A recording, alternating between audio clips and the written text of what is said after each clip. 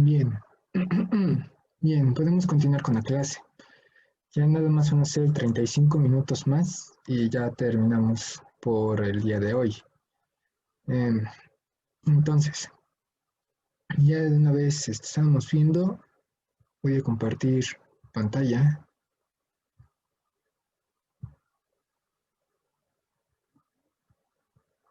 Sí, yo creo que ya es visible.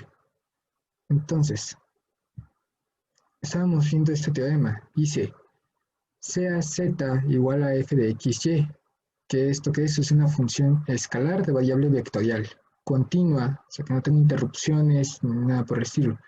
¿Por qué debe ser continua? Porque vamos a utilizar una derivada.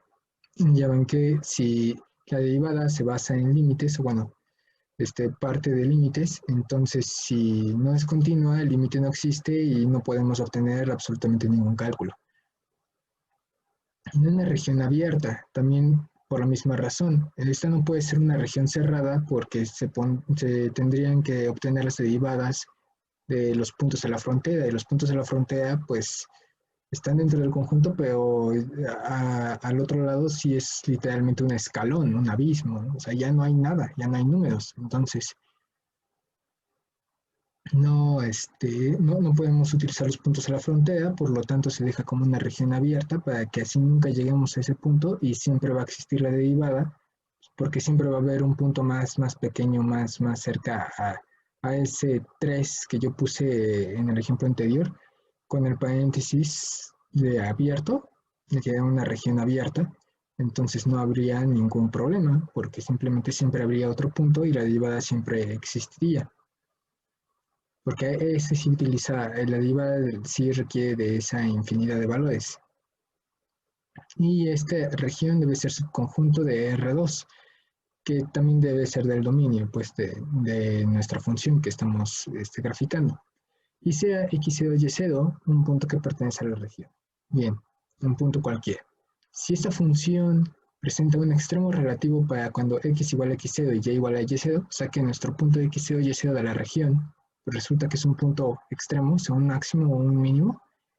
Ya decir que luego vamos a hablar del punto silla, que es un caso que también va a tener este comportamiento, pero que no es un punto extremo. Un punto extremo relativo es un máximo o un mínimo. Relativo, o sea, local, dentro de que tienen sus respectivas vecindades, en donde se demuestra que es un máximo o un mínimo, o absoluto, si es que son los más grandes o el más chico de todos los que hay. Entonces, es condición necesaria que las derivadas parciales de primer orden, la derivada parcial con respecto de x de la función y la derivada parcial con respecto de y de la función, se anulen o no existan en el punto. Nota, eso es importante. Se anulen o no existan en el punto x0 y 0. O sea, aquí, a diferencia de lo que vimos en cálculo diferencial, que tienen que anularse, o sea, derivada igual a 0, aquí no, aquí también puede ocurrir que no existan. Entonces, aquí va el dibujito. Esto es lo que nosotros estábamos haciendo en cálculo diferencial. Yo puse aquí una horrible función f. No se fijen de que hay un punto azul, no importa. Ya lo dejo. Tenemos aquí una función f, que la idea es que fuera algo así como una senoidal también. Iba a ser una curva de ese estilo, que me salió llena de chipotes. Bueno, perdonen mi pulso. Puede ser una función f. Y entonces, antes de este punto que ya sabemos que es un máximo, por lo que ya vimos en cálculo de diferencial, la derivada de la función f evaluada en este punto es igual a 0. Me faltó poner valuada en este punto. Sería valuada en... ¿Qué les parece? M, porque es un máximo. Este punto es un máximo. Entonces, la derivada valuada en el punto M, la derivada de la función valuada en el punto M, de aquí que es un punto máximo, es igual a 0, la derivada igual a 0. Y sabemos que es un punto máximo pues, por el apoyo visual, pero si no fue así, de forma analítica, ¿cómo se puede determinar? Bueno, es que los puntos antes de este punto máximo, o sea, menores a lo largo del eje X, si aquí está la abscisa correspondiente al punto M máximo, todas las abscisas, o bueno, todas las derivadas evaluadas en valores X pequeños, vamos a ponerle X, XA, vamos a ponerle XA, que en adelante, de aquí en adelante, todos los valores se van a llamar XA. Entonces, la derivada evaluada en los puntos XA, o bueno, aquellos que yo estoy diciendo que son XA, que son menores a la abscisa, mi correspondiente máximo, todos esos valores, voy a poner aquí una flecha, son mayores que 0, que significa que está creciendo. La derivada es positiva, es mayor a 0. Entonces, recuerden que la derivada es la pendiente de la recta tangente. Entonces, está diciendo que la pendiente es positiva, es mayor a 0.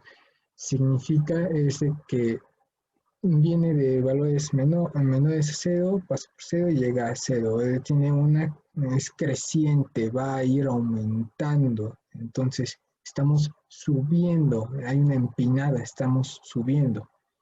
Y luego voy a decir que todas las X después de la X de mi punto máximo, voy a decir que se llaman todos ellos XB, la derivada evaluada cuando X es igual a B,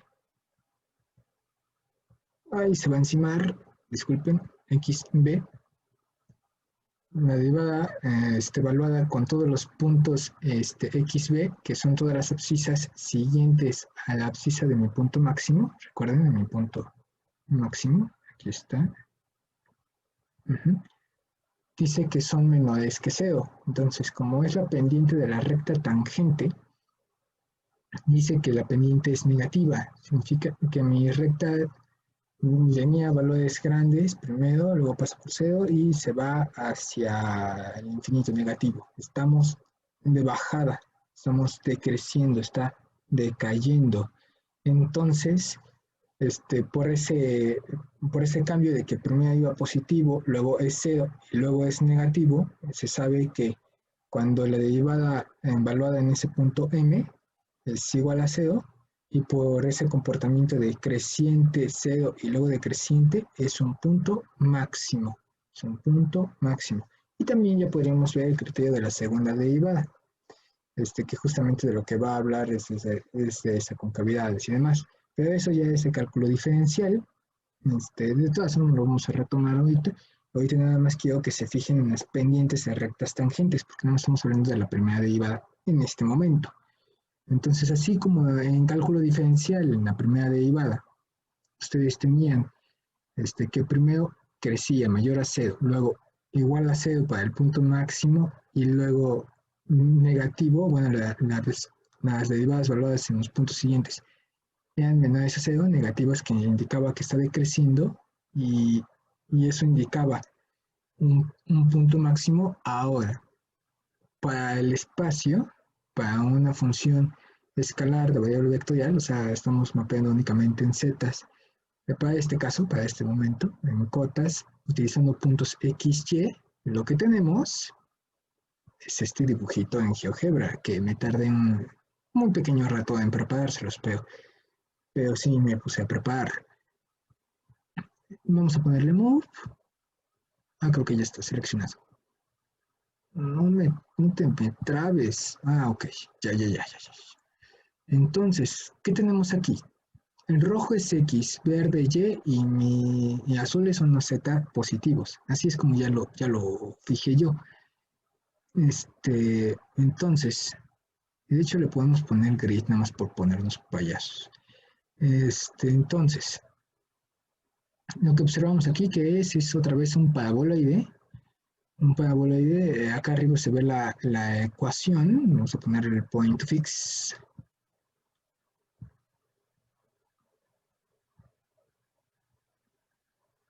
¿Está en qué color? Rojo. Vamos a poner un rojo. Aquí arriba está mi ecuación. Y así entre paréntesis ya cambia ambos a signo negativo y más 4 para que me lo alce. Si no, el el vértice me quedaría en el origen y no veríamos gran cosa. Digo, sí se puede recorrer en el GeoGebra, pero preferí mejor recorrerlo que nos queda un poquito más centrado. Entonces, unas 4 y le moví los coeficientes para que se vea, bueno, de esa sensación de que está más abombada o más gordita, pues, se ve más redondita. Recuerden que si z igual a una constante, lo que tendríamos son recortes y circunferencias. Entonces, lo que estoy buscando es que la circunferencia, no lo pueden cambiar y pueden hacer que sea una base elíptica, ¿no? O sea, que sean diferentes los valores de x y y, pero si son iguales, esos coeficientes de x cuadrada y de y cuadrada nos da como resultado circunferencias. Y si z igual a una constante, nos daría los cortes de esa circunferencia según el valor de z. Si z igual a 0, nos daría la circunferencia únicamente del plano de XY, que sería un corte de nuestro paraboloide. Pero bueno, eso ya es por aparte. Debo de aprender a no distraerme. No me debo de distraer. Entonces, aquí tengo mi paraboloide. Y ahora yo lo que hice fue únicamente tomar el punto máximo, en este caso, que es un máximo absoluto, porque si se observa el punto A, no hay ningún otro, si lo podemos decir por ejemplo de frente, no hay ningún otro punto que tenga una cota más grande o igual a él. O sea, literalmente es, pues como es un paraboloide, no, ahorita no, como es un paraboloide, no, no importa en qué vista lo vean, no importa cómo lo quieran ver, es una cúspide y el punto A está justamente en la punta de esta cúspide o esta montañita, bueno, este paraboloide, pues, y es el único y su cota es la más grande con respecto a todos los demás puntos, entonces esto hace que sea un máximo absoluto. Al mismo tiempo, yo lo que hice fue trazar un plano que fuera perpendicular a este punto. Ese sí lo hice con un vector aquí 0, 0 o 2 y le puse plano perpendicular. Y luego a mano, lo más cercano que pude a los ejes, tracé estas dos líneas. Y es que, ¿qué es lo que quiero representar? Bueno, no gires, mejor no gires. Mejor así. Yo en el punto A tengo la expresión de mi paraboloide, que está hasta acá arriba, y calculo su parcial con respecto de x. Su derivada parcial de mi función, recuerden que esto sería igual a f, aparte de igual a z, sería igual a f, función de x, y lo derivo con respecto de x. Entonces, ¿qué significa al hacer esa derivada parcial? Estoy haciendo la variación con respecto de x, y es igual a una constante, así lo trabajo, y entonces, ¿qué estaría observando? ¿Cómo va a variar con respecto a la dirección x, que es la línea roja? Entonces, antes de este punto se vería que la derivada sería positiva. Después del punto A se vería que la derivada sería negativa, que decayendo. Eso ya no se los puede graficar porque sería aquí ya demasiado desorden. O sea, ya se pondría muy complicada la gráfica. Se los puedo poner, pero ya sería mucho encima de él. Y en el punto A resulta que la derivada evaluada en ese punto es igual a 0. ¿Por qué? Porque la variación con respecto al eje X es igual a 0. No hay ninguna variación. Entonces, es como si lo pusiéramos en esta vista. En esta vista. Entonces, antes, y de hecho está bien, porque está en función de z, si se dan cuenta. Estamos hablando, miren, aquí está el eje X, aquí abajo, en rojo, y el z positivo. Entonces, estamos derivando la función, que de hecho es igual a z, con respecto de x. Estamos viendo la variación de z, pero con respecto de x. Eso es lo interesante, porque z es función de dos variables, de x y y. Y la estamos tomando como constante, entonces de tal modo que como lo estamos viendo desde infinito negativo, en este caso, es infinito negativo, pues simplemente no la veríamos, no nos interesa ahorita, no estamos viendo la variación del eje X, de la variación de Z con respecto al eje X. Entonces observen con el point fix, como en cualquier punto antes del punto A, la pendiente vendría así, por ejemplo.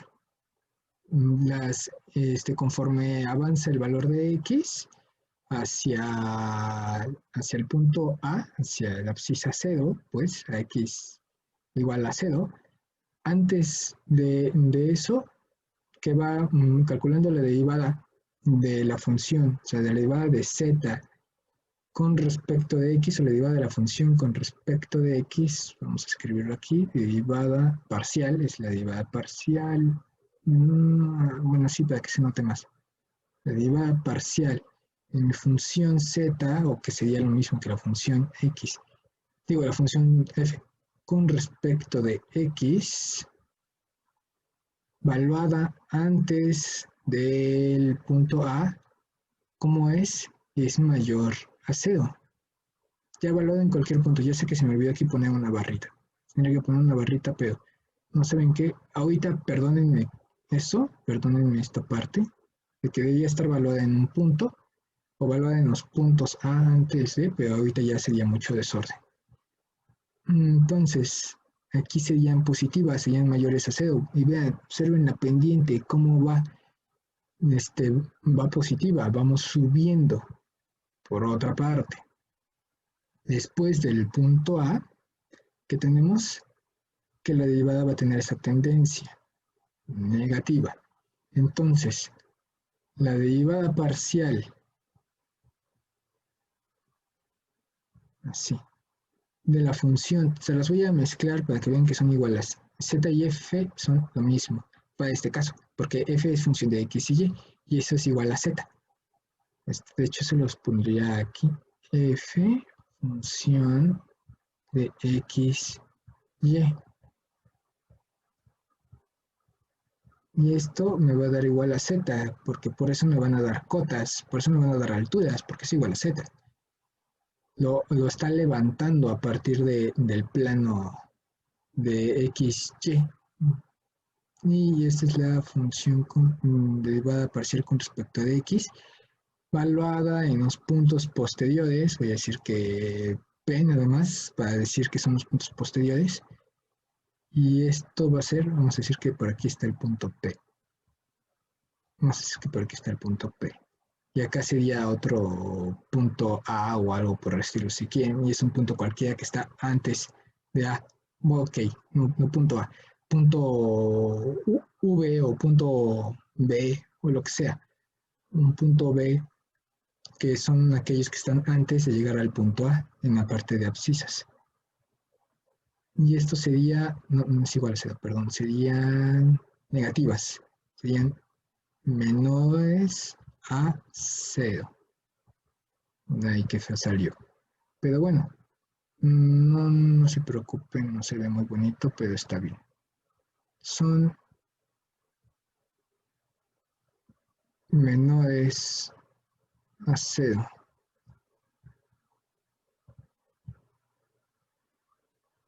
Menores a 0. ¿Y eso qué significa? Que estamos decayendo, está decreciendo.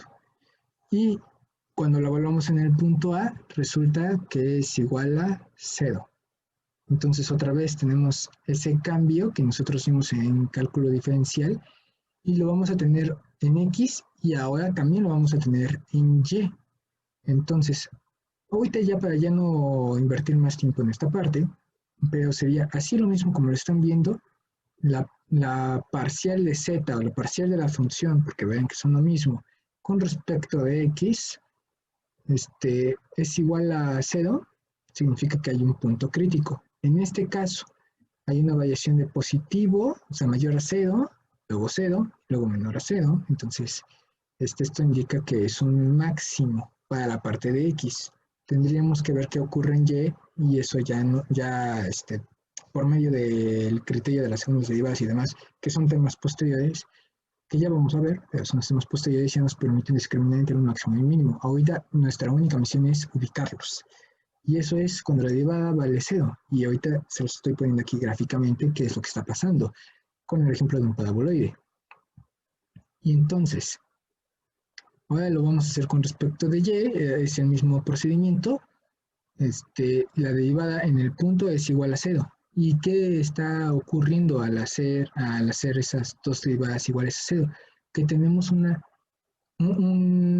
plano horizontal perfectamente, va a ser perfectamente horizontal y paralelo al plano XY. Y como las derivadas valen 0, pues justamente lo que va a causar, bueno, o sea, la derivada es 0. Debería, tal cual no debería de haberlas dibujado, pero la idea es de que vean que va a dibujar un plano que es tangente y paralelo al XY. Y por eso puse esto de aquí. Es nada más para indicar. Va a dibujar este plano. Y este plano es un plano tangente que está cortando en un punto en el paraboloide y es nada más indicativo cuando las derivadas valen 0.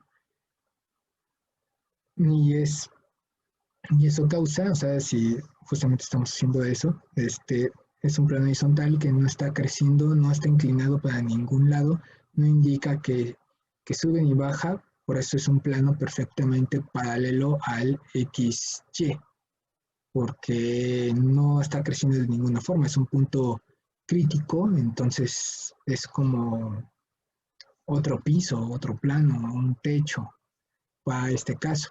Si el paraboloide fuera invertido, lo que se veía sería como un nuevo piso y el paraboloide estuviera recargado en él, algo que no me permite hacer GeoGebra, pero es como invertir por completo el paraboloide y se veía como un plato sobre la mesa, pues. Es así como está, pero al revés, nada más. Eso es lo que quería que se notara, que se viera. Y bien, ahora entonces, ya que vimos que eso se cumple en un teorema, pues ya no va a costar ningún trabajo el pasar a nuestro, donde te puse, Paint, aquí estás. Entonces ya no va a costar ningún trabajo entrar a la siguiente definición, que es justamente ya lo que nos va a dar la parte operativa. Las derivadas se deben de anular o no existen. Y es lo mismo, porque ahora, así como la pendiente de recta tangente pintaba una línea recta que toca en un solo punto y es perfectamente horizontal, pues ahora en dos dimensiones lo que dibuja es un plano, igual como lo estamos viendo, porque va a ser en dirección X y va a ser en dirección Y, tal y como se los puse en el dibujo de aquí abajo de GeoGebra, que se ve cómo están las dos rectas, ¿no? Y dibujan al plano, que es tangente, solo toca en el punto máximo y es con respecto a la derivada en X y con respecto a la derivada en Y. Bien. Y pasamos ya finalmente a la definición. Definición, sea la función, una función de R2 a R, o sea, es una función es, escalar, porque mapea cotas nada más, o sea, nada más mapea hacia R, de variable vectorial, porque su variable que tiene a la entrada R2, o sea, dos parámetros, X y Y. Una función continua para que las derivadas existan en una región R, que debe ser una región abierta, a los puntos X y que pertenezcan a esta región, donde el gradiente de f se anula o no existe, se les denomina puntos críticos o puntos estacionarios de f. Entonces así es como vamos a encontrar los puntos críticos. No solo los valores extremos, sino también los puntos silla. O sea, los puntos críticos, se los voy a poner por acá. Los puntos críticos se dividen en puntos extremos, que son, a su vez, se subdividen en máximos y mínimos. Y puntos silla. En ambos casos, para estos tres casos de puntos críticos, la derivada se hace 0 cuando se evalúan en ellos. Pero depende de cómo varían con respecto de X y con respecto de Y y con respecto a otra dirección y demás, que es lo que vamos a ver más tarde, es lo que nos va a ayudar a clasificarlos como máximos, mínimos o puntos silla. Eso lo vamos a ver no dentro de mucho. Entonces, ya esta definición ya nos está diciendo cómo es que vamos a hacer el cálculo. Tenemos que encontrar los puntos para los cuales el gradiente de la función se anula o no existe. Se anula o no existe.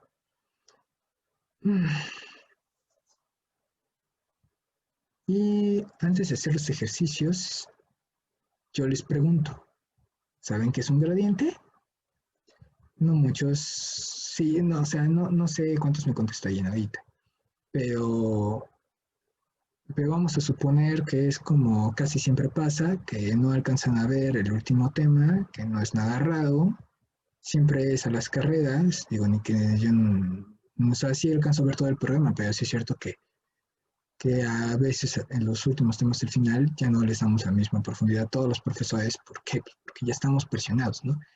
Entonces, pensando en que ocurre lo de siempre, vamos a repasar lo que es un gradiente.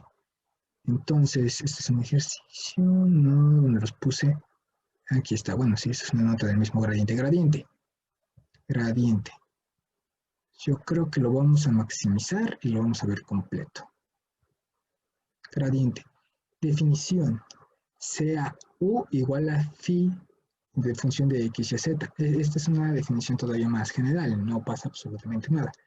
Una función escalar con primeras derivadas parciales continuas en una región R del espacio R3. Entonces, primero observen, U es una función escalar, o sea, está mapeando únicamente a un número, a un solo número, a una sola letra, de variable vectorial porque recibe a X, Y, Z.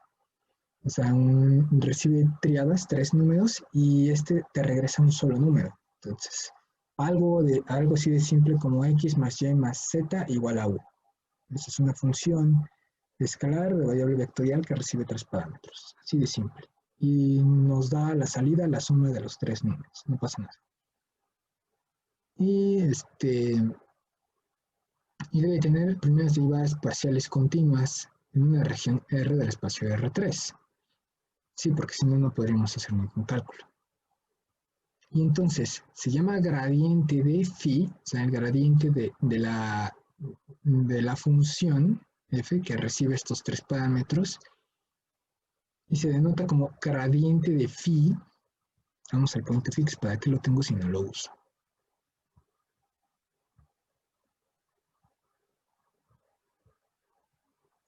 Se llama gradiente de phi.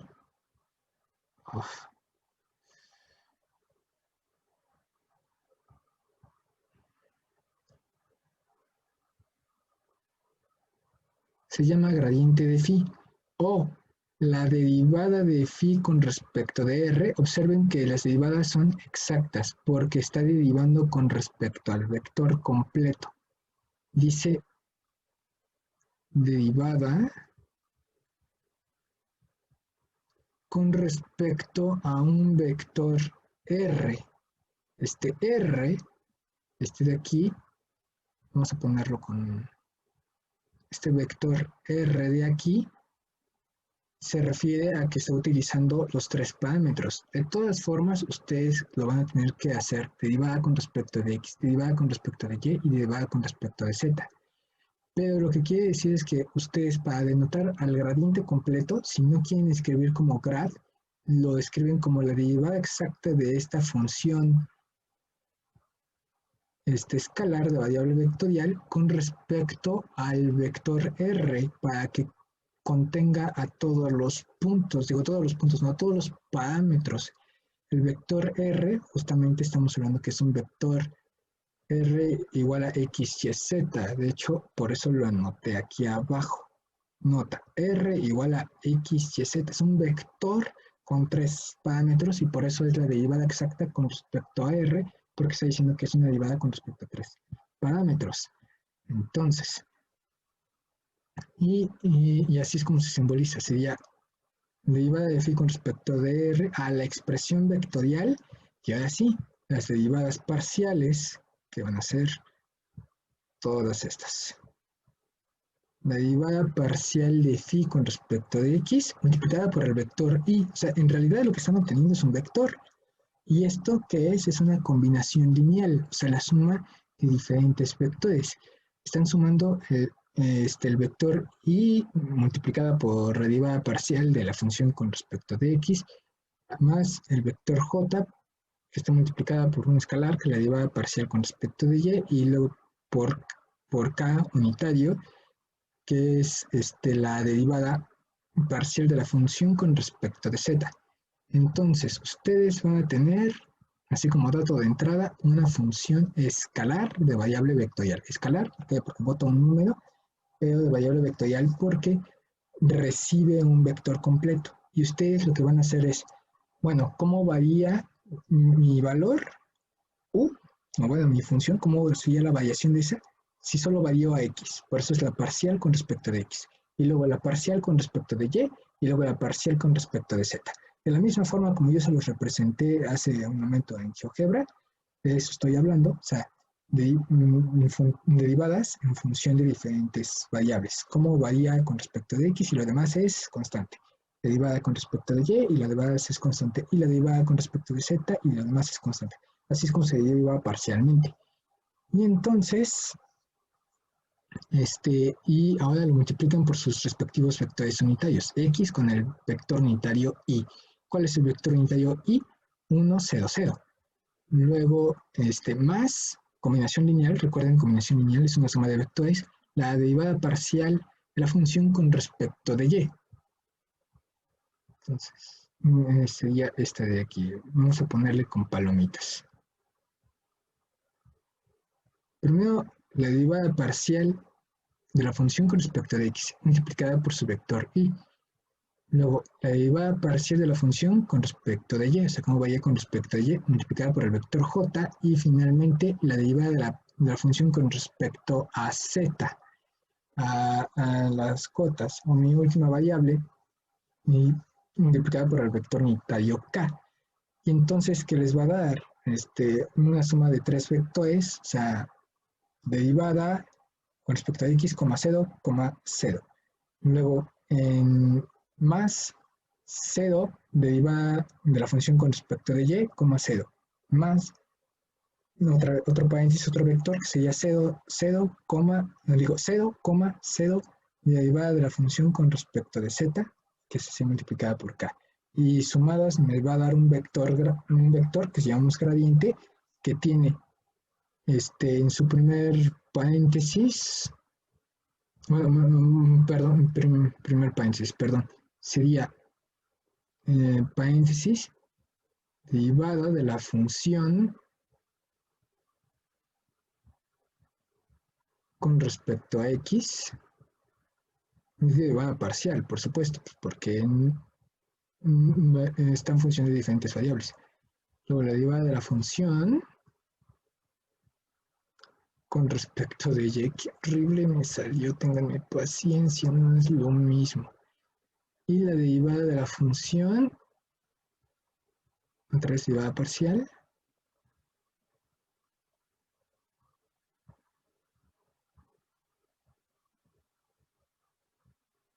con respecto de z. Y esto es lo que nosotros llamamos gradiente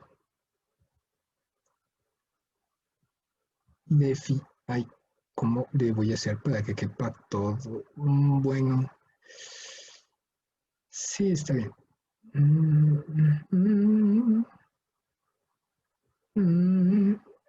Gradiente de phi. Ah, no, pero estoy utilizando la de... Ay, perdón. Acabo de mezclar las notaciones. Estoy poniendo cosas de más. Ya estoy escribiendo que es gradiente. Entonces nada más es gradiente, paréntesis, phi. Eso ya es. Y acá créanme que adentro hay un igual. Tengo que escribir con más espacio. No había cometido este error. Gradiente de phi igual a es este vector cuya primera coordenada que es el primer, bueno, no es que coordenada, su primer componente es la derivada de phi con respecto de x. Luego la derivada parcial de phi con respecto de y, y por último la derivada parcial de phi con respecto de z. Ok, significa que ya tengo que acabar.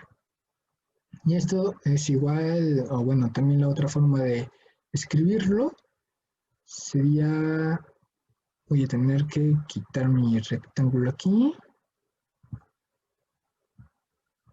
Esto es igual, ahora sí, yo según recuerdo esto se llama operador nabla. Nabla, phi. Y como es un vector, testa de vector. Testa de vector, phi. Testa de vector, phi. Y nota, nabla phi, o sea, el gradiente de phi transforma a phi, que es una función escalar de variable vectorial, a una función vectorial de variable vectorial. ¿Por qué? Porque en su entrada que recibe 3 parámetros. Sí, son las derivadas, pero recibe 3 parámetros, 3 variables. ¿Y qué me da la salida? Otro vector. Otro vector. Aquí. Otro vector. Y este otro vector, bueno, o sea, ya sería entrada, recibo vectores, salida vectores. Entonces, por lo tanto, es una función vectorial de variable vectorial. Qué chistoso, se dice primero la salida y luego la entrada. Pero así es, una función vectorial porque sale un vector de variable vectorial porque recibe un vector. Y ya, yo creo que por el momento aquí lo vamos a tener que dejar. Ya les dije lo del gradiente, ya dije lo de las notas. El ejercicio está como mal ubicado, luego lo vamos a trabajar. Esto ya lo vimos, ya lo vimos, ya lo vimos. Sí, todo esto ya lo vimos. Bien, bien, bien, bien, bien, bien. Y ya la siguiente clase, el día lunes, ya sería de hacer ejercicios. Estos 3 ejercicios. Ya sé que están las respuestas, pero vamos a irlos haciendo nosotros y les enseño también yo cómo resuelvo mis ejercicios. Y ya seguimos con más teoría. De hecho, ya no sé si ya falta una definición o 2 definiciones y ya entramos en la deducción del criterio de la segunda derivada para funciones de 2 o 3 variables. Muy bien. Pues muchas gracias por su atención. Con esto concluimos el día de hoy. Muchas gracias.